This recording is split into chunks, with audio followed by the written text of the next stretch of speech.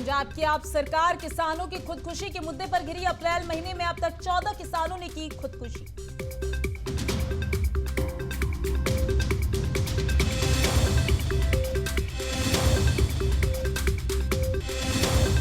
हरियाणा के करनाल में कांग्रेस कार्यकर्ताओं ने महंगाई और भ्रष्टाचार को लेकर जिला सचिवालय पर किया प्रदर्शन। इस दौरान कार्यकर्ताओं ने सचिवालय के बाहर हवन भी किया।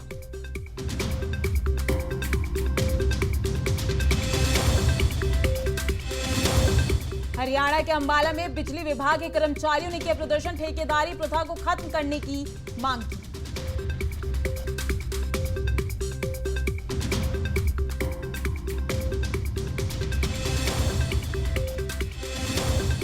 हरियाणा के अंबाला में आप नेत्री चित्रा सरवारा ने दिया धरना, घोटाले की जांच की मांग की।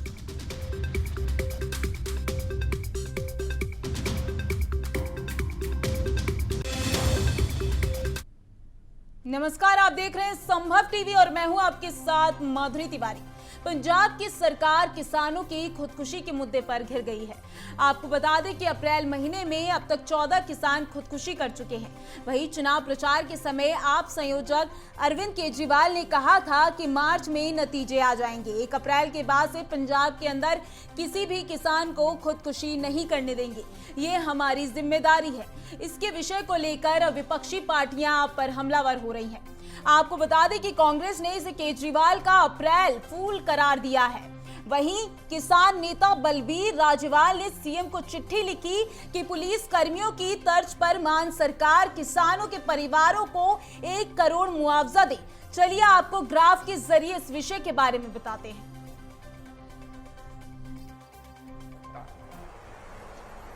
लेकिन केजरीवाल जो कहता है वो करता है। मैं बड़ा सोच समझ के बोलता हूं।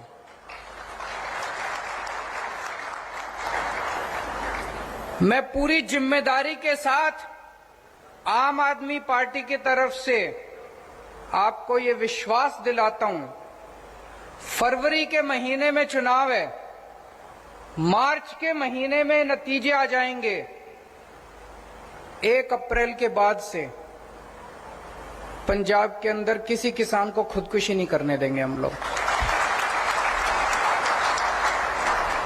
हमारी जिम्मेदारी है, उसके लिए जो करना पड़ेगा हम करेंगे। अप्रैल महीने में 14 किसान खुदकुशी कर चुके हैं। लगातार 14 किसान खुदकुशी कर चुके हैं। इस अप्रैल के महीने में अरविंद केजरीवाल ने खुदकुशी रोकने का वादा किया था। जब चुनाव होने वाले थे, अरविंद केजरीवाल ने कहा था कि सरकार आने के बाद एक भी किसान खुदकुशी नहीं करेगा। वर्डिंग बोले, कोई एमएलए या मंत्री सुध लेने नहीं गया। उन्होंने कहा कि कोई भी विधायक और कोई भी मंत्री ना ही उनका हाल पूछने गया, ना ही उनकी सुध लेने गया। बलबीर राजवाल ने 1 करोड़ मुआवजे की मांग की है। उन्होंने बोला है किसानों के परिवारों को 1 करोड़ मुआवजा दिया जाए। खबर करनाल से है, जहां पर कांग्रेस कार्यकर्ताओं ने महंगाई और भ्रष्टाचार को लेकर जिला सचिवालय पर प्रदर्शन किया। इस दौरान कार्यकर्ताओं ने सचिवालय के बाहर हवन भी किया। वहीं प्रदर्शनकारियों का कहना है कि सरकार इन मुद्दों को जल्द कम करे।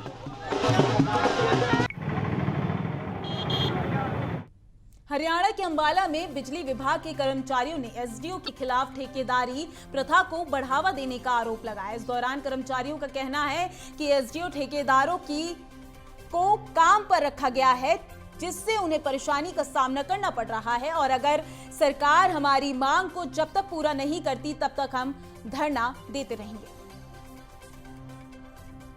हरियाणा के अंबाला में आप नेत्री चित्रा सरवारा ने अंबाला छावनी में चल रहे निर्माण कार्यों के घोटाले को लेकर धरने पर बैठी।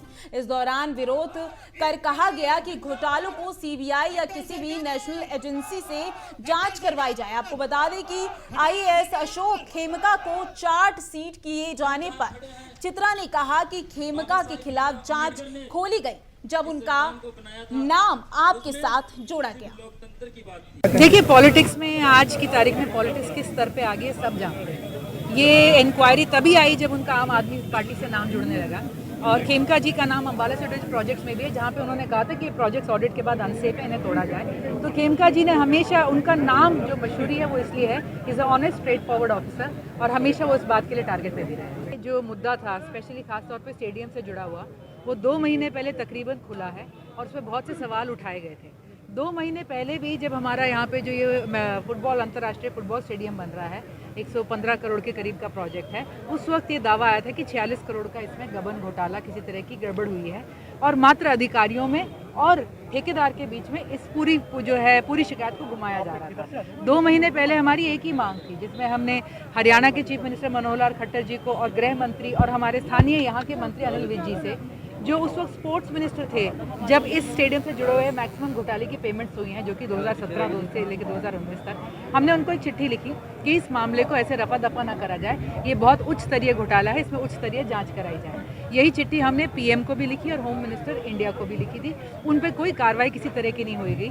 एक लोकल हम कहेंगे एक स्थानीय एक तरह की कमेटी बना दी गई 6 मेंबर की, जो अभी इसके बारे में उसकी सारी फाइंडिंग्स क्लियर किसी को आज तक नहीं हुई हैं। कुछ 2 महीने बाद आज इस घोटाले की कीमत कथित तौर पर जो एस्टिमेशंस सर्वे करने वालों के, इसमें इंक्वायरी करने वालों के, उनके शब्द ये हैं कि ये 66 करोड़ का घोटाला है, जो कि मैं कहूँगी तकरीबन 57% ऑफ द स्टेडियम कॉस्ट इसमें आज घोटाले की उस पे है।